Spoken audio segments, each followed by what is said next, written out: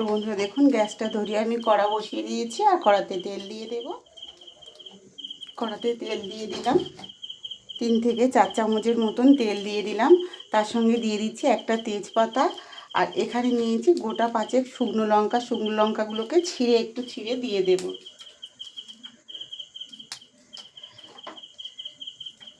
ছটা শুকনো লঙ্কা নিয়েছি আমি।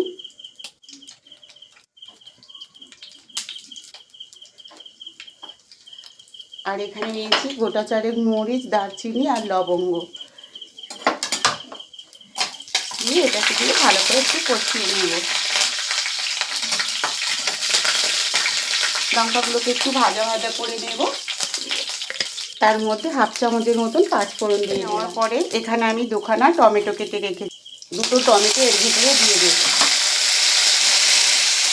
টমেটো কেটে ছোটো ছোটো করে কুচি কুচি করে কেটে নিয়েছি। টমেটোগুলো দিয়ে এগুলোকে কিন্তু একটু ভালো করে কষিয়ে নেব।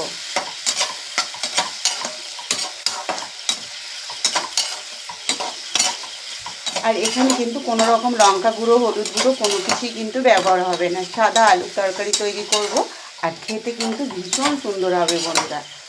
দেখুন এইভাবে রুটি আর আলুর তরকারি একদিন বানিয়ে খেয়ে দেখুন, ভীষণ সুন্দর লাগবে। তো টমেটোগুলোকে একটু ভালো করে কষিয়ে নেব। দেব অল্প করে 1 চামচের মতন কসুরি মেথি, তার সঙ্গে দিয়ে দিচ্ছি 1 চামচের মতন লবণ। এটা দিলে কিন্তু টমেটোটা তাড়াতাড়ি গলে যাবে।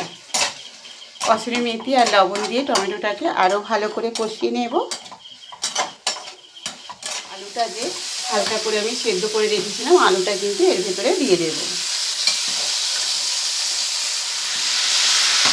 সবগুলোকে এবার একসঙ্গে নেড়ে নেব।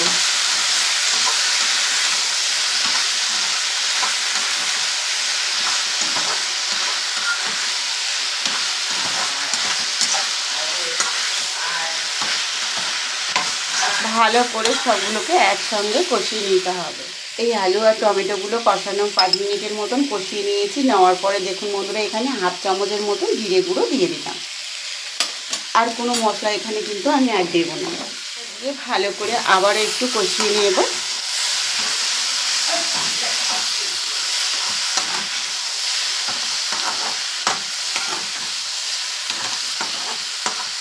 এটা যেহেতু রুটি দিয়ে খাওয়া হবে, তার জন্য এটা মাখা মাখা করে তরকারিটা করব। কষানো হয়ে গেছে। এবার এখানে 1 বাটি মতন, ছোটো বাটির 1 বাটি মতন জল দিয়ে দেব।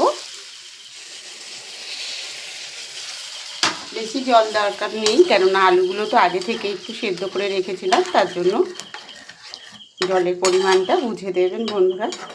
1/2 বাটি জল দিয়েছি আমি।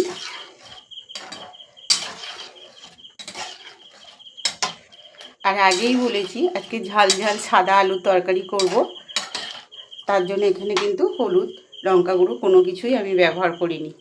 আর এটা কিন্তু খেতে ভীষণ টেস্ট হয় বন্ধুরা। আলু দিয়ে আরও যদি রুটি দিয়ে খাওয়া হয়, দারুণ টেস্ট লাগবে বন্ধুরা। রুটি, পরোটা, লুচি সব কিছু দিয়েই কিন্তু খাওয়া যেতে পারে। এবার মিনিট 10 ভালো করে ফুটিয়ে নেব। দেখুন বন্ধুরা, ঝাল ঝাল আলুর তরকারিটা কিন্তু আর মিনিট 5 ফুটিয়ে নিলে কিন্তু রেডি হয়ে যাবে। এইভাবে বন্ধুরা যারা কম মশলা খেতে চান, এইভাবে কিন্তু রান্না করতে পারেন আলুর তরকারি, খেতেও কিন্তু ভীষণ সুন্দর লাগবে। তো বন্ধুরা দেখুন তরকারিটা আমার রেডি হয়ে গেছে। আমি একটা বাটির মধ্যে নামিয়ে নিচ্ছি সবটা। তো বন্ধুরা দেখুন আমার একদম ঝাল ঝাল সাদা আলুর তরকারি রুটির জন্য পরিবেশন করার জন্য রেডি হয়ে গেছে। রুটি, পরোটা সব কিছু দিয়েই কিন্তু খাওয়া যাবে ঝাল ঝাল সাদা আলুর তরকারি। আজকের রেসিপিটা কেমন লাগলো বন্ধুরা অবশ্যই কমেন্টে জানিও।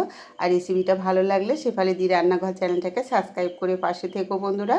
আর ফেসবুক থেকে দেখলে একটা ফলো করে দিও। কমেন্টে অবশ্যই জানিও আজকের রেসিপিটা কেমন হয়েছে।